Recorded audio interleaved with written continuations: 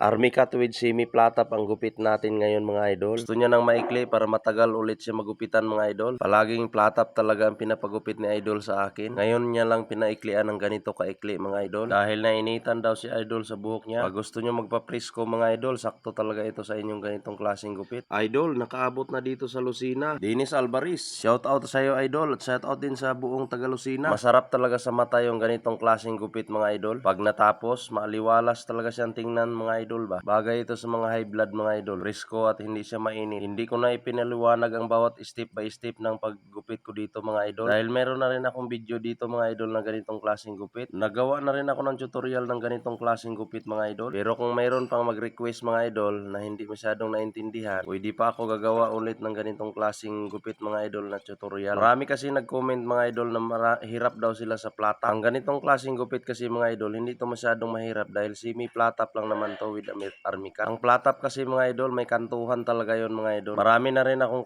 ganong klaseng gupit mga idol, yung platap. Yung kantuhan talaga mga idol. Pa-shout out din idol from Canada. Erickson Antonio, shout out sa iyo idol from Canada. Pag semi-platap or platap talaga mga idol, plangkita talaga ang pinakadabis dito mga idol. Dahil yan talaga yung magpalinis talaga ng gusto mga idol para maganda siyang tingnan. Ayan, preskong presko na mga idol. Tinanggal na yung buhok sa baba. Ang sarap na sa pakiramdam ito ba. Maraming salamat pala sa walang sawa ninyong suporta sa akin mga idol. Mga viewers ko at commentator. Ayan ang finished product natin mga idol. Pa-comment, like, share naman mga idol. Lambing lang.